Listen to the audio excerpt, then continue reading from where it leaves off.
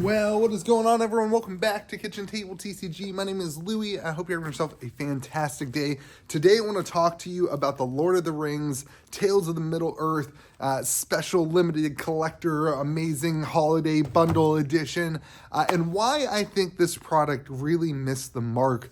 Not necessarily from a product perspective, not necessarily looking into what the actual pull rates are or looking at the borderless cards, but simply from a release perspective. I want to kind of focus in on that. I want to evaluate a bit about that, and then I want to talk about what they could have done differently. So, number one, the biggest part about this product is it's actually a very, very good product. If you guys remember on the channel from a month back, it's only been a month, we opened a metric ton of this because it just wasn't moving. It wasn't moving locally, it wasn't moving online. Nobody seemed to be interested in box openings.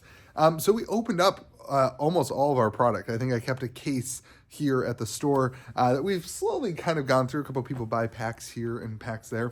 But yeah, it was not a successful set and release. But the product and the opening experience, we had a ton of fun.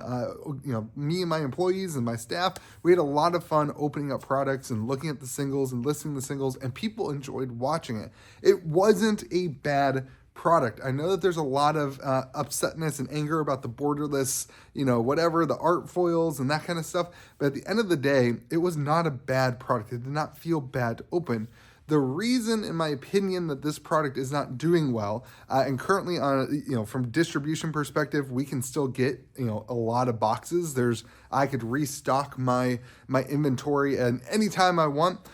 Distribution has product. Amazon has boxes below distribution costs, which is never a good sign. And then TCG Player has kind of bounced back up a little bit. They're sitting about $290, but nowhere close to the $350 to $360 that stores would need to sell this for on TCG Player after fees and shipping to break even. So the product as a whole, I don't feel like has done very well. I would not look at this product and say it was successful, especially for something that holds the Lord of the Rings name and what that means for the Magic the Gathering and universes beyond. I would not look at this and say that this was what Wizards wanted it to be. And honestly, I think that's because of the release day.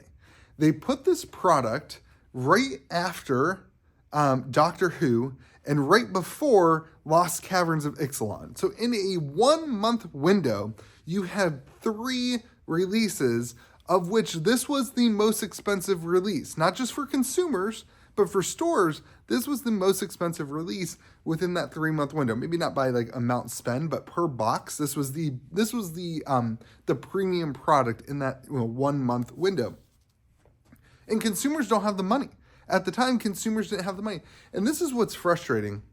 This product would have done really, really well last week. If this product was released the first week of December, the second week of December, I think it would have done a lot better. I think this would have been something that people were interested in, maybe as a Christmas present, as a pre-order, as that kind of thing. But they put it and they kind of wedged it in between these 2 other sets. And in my opinion, that is why this set is failing. That is why this set has not been successful. Because from a store perspective, we have this thing called cash flow. And consumers, you probably don't, you feel this, you feel wallet fatigue.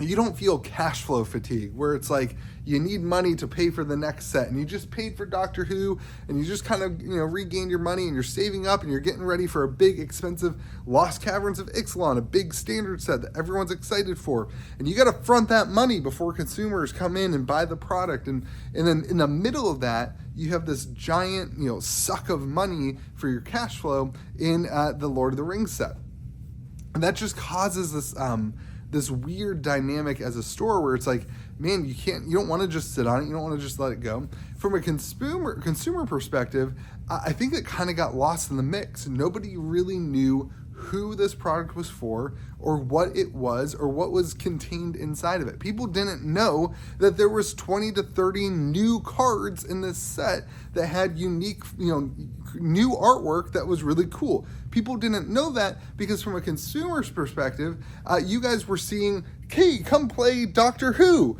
Hey, get ready for pre-release. From our perspective, we were promoting Lost Caverns of Ixalan pre-release, and we were promoting Doctor Who, and this set just kind of fell by the wayside because nobody knew exactly how to promote it, and nobody knew what was inside of it from a consumer perspective.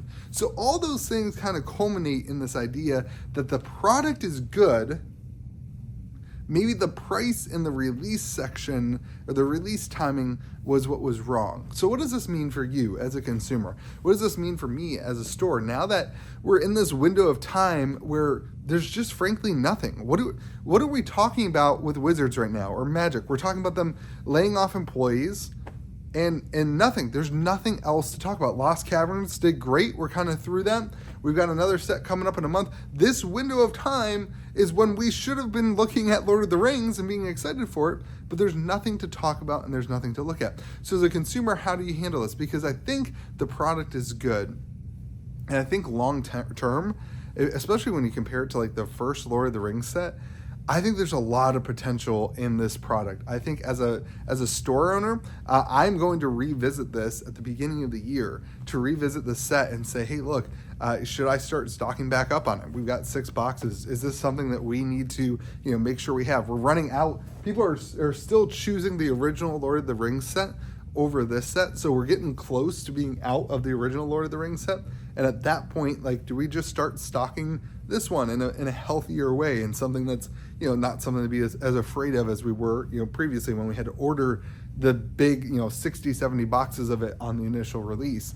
And I think from a consumer perspective, that's a whole nother thing. From a sealed product investment in Lord of the Rings perspective, they can't make more of this, right? They're serialized cards.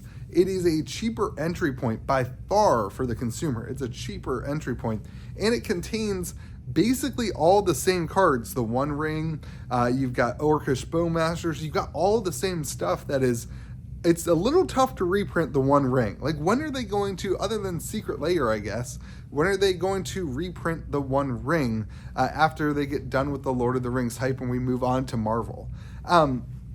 And I think from a sealed product consumer perspective, this set's really good. What it doesn't have, really the only thing it doesn't have, is the serialized Soul Rings, which are really good. Those are going to be really good pulls. But it does have 1 of 100, the One Ring. I mean, it does have really good serialized cards. So I think from a consumer perspective, this thing got lost in the mix. And I personally don't think that it's a product issue. I just think it's a release schedule and timing issue. So let me know what you think about all this in the comment section. When was a better spot for them to put this Lord of the Rings set? Would it have been more successful if they waited till next year to do it? And at the end of the day, as a consumer, do you see value in this looking forward in the long term? So you guys have yourselves a great day. Have a great holiday. If we don't see you again on the channel, we will keep trying to make content every day for you, though. Remember to be kind to the people around you. We'll see you again next video.